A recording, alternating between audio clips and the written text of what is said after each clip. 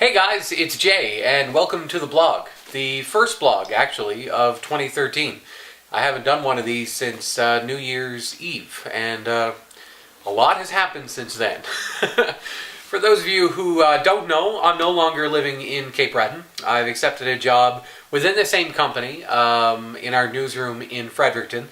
We have a station here already, and we're just getting set to launch a new one, and I'm really excited to be a part of that. But more importantly and more selfishly, the decision to move, because I get asked this a lot, really had to do with the fact that, I've spent the better part of a year now, 10 months, challenging myself to be a stronger, healthier version of who I had long ago accepted I would ever be. And what is the point of challenging yourself to be this new person if you don't then go out into the world and try to reestablish your own limits? Why make all these changes and become a stronger person if I'm not going to try to step outside of the boundaries of life that I drew around myself at 460 pounds? So honestly, my decision to come here and tackle this job is just that. It's something that the Jay of a year ago wouldn't have considered. And for that reason alone, I find it incredibly attractive. In radio, you kind of have to grow with the market. You have to move to other cities and meet other people and try your hand in different markets. And I've been hesitant to do that. In fact, I never really considered myself a part of the radio industry. I thought I was just a guy who was lucky enough to have found a job at home in Cape Breton. And I thought that if that job ever disappeared, I thought for sure that I would find just another job that kept me in Cape Breton. But when I think about it now, it's almost 9 years since I had my first radio job. It's my 10th year in media this year. This is my career. And me of 460 pounds never would think in definitions like that, with words like that. Because just admitting that you have a career is admitting that you think it's going somewhere. It's admitting that you need to start planning, even for the end of that, investing, thinking about retirement, developing personal and career goals. These are all things that I avoided tremendously, 10 months ago. So all of this is very new and very exciting. But let me tell you a little bit about my start here in Fredericton. I came up on February 8th. We were expecting a massive storm in Nova Scotia and New Brunswick. They were forecasting about 50 centimeters of snow over 48 hours. So we decided to get ahead of that. My brother drove my car, and I drove a U-Haul. So we beat the storm. We got in town on a Friday, got completely moved into my house here in the city, and everything was fine, except I decided that in the very weather we purposely came up early so we wouldn't be on the roads for, I decided that in the middle of that weather I should go furniture shopping and put my car in a snowbank, and $1,000 later I got my car back on the road. It was just absolutely insane. And then I ended up with a toothache and high on drugs, and the motor in my wiper went. It was just one thing after another through that first weekend that I was here. But I have to say the second week treated me a whole lot better, and I'm really settling in. So let's talk weight loss. I'm still down about 210 pounds. I keep battling the same 2 pounds back and forth, and that's kind of been the go now since mid-November. So I have been trying since the first week of January to schedule an adjustment on the band. And I know that it's time for that because I start thinking about my next meal about 3 hours after I've eaten. And remember, what the band actually does for you is not restrict the volume of food that you can eat, because it doesn't do that at all. What it does is minimizes the volume of food it takes to tell your brain that you're hungry. So satiety, that feeling of satiety, of being satisfied from a meal, that should last me 4.5 hours off of a cup of food, and I should be able to do that 3 times a day. But I know it's time to get an adjustment because 3 hours I'm really starting to think about when I'm going to get to eat next, and that's new. That's relatively new. It's also just part of having the band longer. As I come up on what the weight loss community calls your bandiversary, as I come up on that, I really am coming back at all of this like it's brand new to me. The Surgical Weight Loss Center gives you a book when you start this journey. I've read that book again in the last 2 weeks.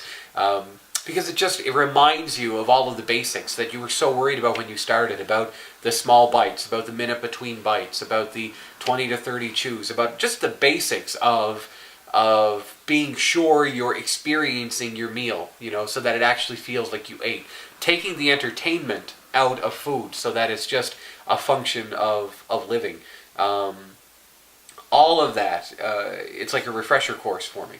So I don't feel at all like I've fallen off the wagon. The first thing I did when I got in Fredericton, like I was here, signed my hire letter, officially accepted the job before I got an apartment or anything. I went and joined a gym. The first dollar I spent in this city when I decided to live was on a gym membership. So, I'm still very much in the game. But coming up on the anniversary, it gets you thinking. It gets you, have I been as committed and as passionate about this for the last 5 months as I was for the first 5 months? And the answer is no, because you settle, right? You settle into habits and routines. And while those routines and habits that I have today are so much better than they were a year ago, I could still tighten those up. I could still be better and more committed at reaching my goals, just like any goal, right? So I'm using this kind of move, this fresh start, as an opportunity to recommit. And frankly, I'm doing that because I'm scared. A big part of what I had going for me in Cape Breton was an accountability that is unmatched, going on air and talking about it every day, having everybody in the grocery store looking in my cart because they knew about what goals I had set out for myself and what I was trying to accomplish. To go from that to living in a city where at this point absolutely nobody knows me, to go from always having people around for every meal to moving here and shopping alone, cooking alone, coming home alone and eating alone, there are opportunities there for me to develop old habits. Now, I'm not feeling tempted, and I haven't done that. It's just that physically now there are opportunities with the routine that I have in my life here in Fredericton that I didn't have home. So I'm being brutally honest. My new coworkers probably think I'm insane, but I've told them. I relied on my coworkers in Cape Breton a great deal. For support, but also for accountability. And I relied on our listeners in Cape Breton for that as well. And it worked. It really does work because it keeps it top of mind for you all the time. Plus, I have my brother and my sister-in-law to be here in Fredericton, both incredible supports. And I still have all the accountability that I had from home. My friends are still following me on Facebook. They're still talking to me. It's not like I've fallen off the face of the earth in any way, but there is, when you move anywhere, you have that opportunity to kind of reprioritize and to redefine yourself, to define yourself for the first time, to your coworkers, to your new friends, to the whole community when you have a job like mine. And I'm making the conscious effort to be as brutally open here as I was at home because I don't think I'm far enough into this journey to say that I can stand on my own, Now, I know that I am committed to this for me. I've internalized a lot of this accountability. It has to do with my own health. It has to do with how I feel. Stubbornly, it has to do with just the fact that I set a goal for myself and I'm not going to let up until I get there. But I know personally, and the process of writing the book about this whole experience has really brought this out for me. There were so many moments in those first 4 or 5 months where what kept me going and what kept me on track was not that I wanted to be healthy or not that I wanted to live long. It was that I didn't want to fail in front of all of you. And maybe that's a weakness, That's something I have going for me that really no other lap band patient has had. But I know that there were dark moments where that's what did it, where I was driven more by ego, right, of not wanting to appear weak or to have failed on this challenge. That is what motivated me to stay on track and to tackle this as successfully as I have so far. So here in Fredericton, I plan on doing the same thing. But there is an awareness about all of this. There is a real fear that I have of stepping out of my comfort zone, of walking away from that whole accountability system that I had in Cape Breton. So anyway, that's where I'm at. I'm going to recommit. We're going to get back on track with the weight loss page. We'll be, and my biggest thing, and I say this with honesty this time because I've said it twice before, I am recommitting here and now to MyFitnessPal. Everything that goes in my mouth will go into that app. You can do a search for me on MyFitnessPal, Big Deal WLC, Big Deal Weight Loss Challenge, and follow me. I'll follow you. We'll hold each other to account. It worked for me the first 6 months. I fell out of habit with it because I hit a good routine where I knew what I was eating.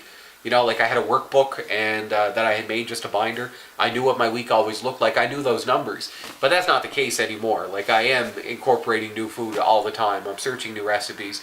And frankly, I'm eating recipes now that I just have not done the nutritional breakdown for as rigorous as I was in those early days.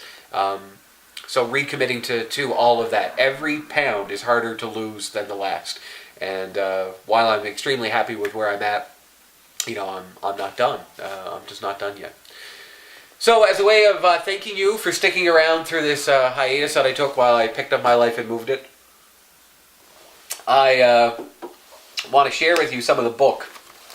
That's what this is, by the way. This is the first chapter. And this week we're hitting a bit of an anniversary because it's a year ago this week since my boss first approached me about working with the Surgical Weight Loss Center. So I want to just read for you a section of the book that I really, really do hope to have finished by the summer and available by the end of the year. And I have a special project tied to this too that I'm not ready to talk about now, but I will be later in the spring.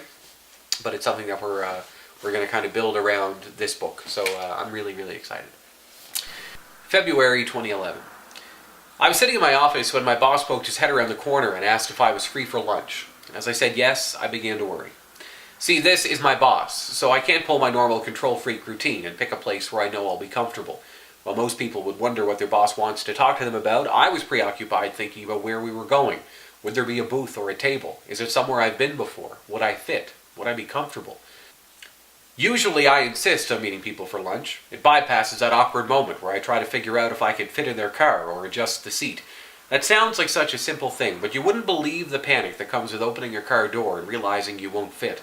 That strange way you lean into the car to adjust the seat before getting in. I can tell you where that adjustment handle is in just about every model made after 2000. My boss, though, drives a minivan, and so off we went. He drove to a restaurant I'd been to before. They had booths and tables with pull-out chairs. The waitresses who sit people at these restaurants usually just lead a group to a table if they walk in with someone as big as me. I'm sure she'd seen more than one person try to squeeze themselves into a booth. No such luck today, though. Booth or table, guys? Clearly not seeing the frantic look on my face as my boss says, doesn't matter. She leads us over to a booth. Doesn't matter? Seriously? How come one of the smartest guys I know honestly think it doesn't matter where a 6'3" fat man sits? Of course it matters. How could he honestly not notice my size? As we finish off our chicken dinners and small talk, he puts his elbows on the table, looks at me, and hesitates. And as he speaks, it becomes clear to me that he has in fact noticed my size. Your weight, Jay. What are you doing about it? Now, it's worth noting that this is my boss, and he's a salesman. He's a man who knows how to pitch just about anything to anyone. He's not only good at it, he enjoys it. So I assume it was his skill in moments like this that set me at ease to actually have the discussion that followed. Any other guy on any other day had been on the floor and not have been looking for a new job. Think about that for a moment. Imagine the gall it must take someone to turn to someone you work with and start a conversation about something as personal and potentially embarrassing as their weight. Imagine my shock when I found myself actually engaging in the conversation I never thought I'd have. I still don't know why his approach was acceptable and why I didn't get defensive, but I actually told him the truth. I told him I had been trying to lose weight, that I'd been watching what I was eating, I'd been making a modest effort to exercise. I remember thinking to myself that I couldn't feed him an excuse. He was a bullshit censor like no one else, and I didn't want my boss thinking that I saw this problem as anything other than what it was, unacceptable. One of the sales staff at the station had lap band surgery a few years before joining our staff. She'd been in touch with the weight loss clinic and mentioned to my boss that I was a candidate for surgery. As I wiped the chicken grease from my fingers, he asked me if I'd ever consider having the surgery, and he asked me if I'd ever looked into it at all. I told him that I had looked into it. I'd seen the banners on the internet and knew a little bit about it. I hadn't spent too much time researching it, though. I didn't want to get my hopes up after seeing the cost. It would take at least $15,000 to cover the cost of the surgery, plus it was out of province and the health department wouldn't cover any of it.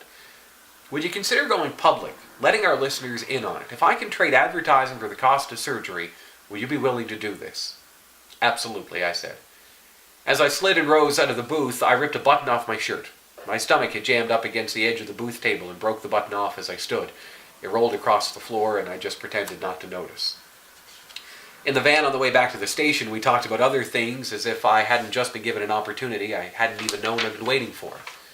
Moments later, I was explaining it to my friend Jen, and as I sat at my desk telling her about lunch, my eyes began to water. The story didn't play out as well in my retelling, and it struck me how pathetic it was that my boss had to take me to lunch and offer me weight loss surgery.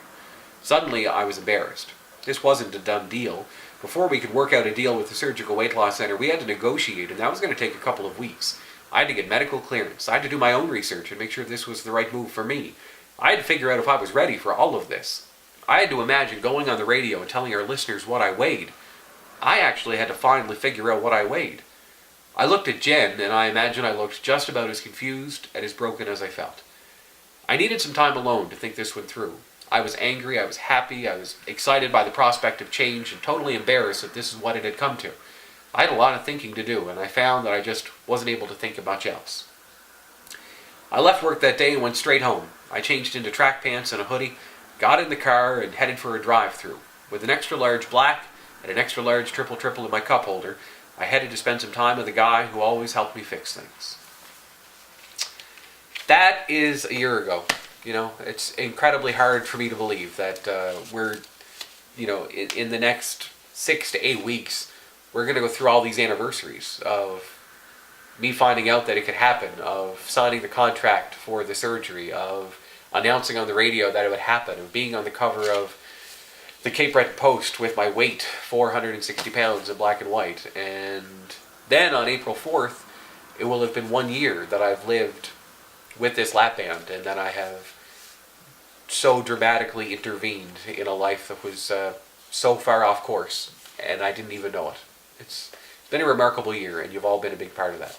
So I'm recommitting to this blog. So we'll see you back here again next week. Thank you.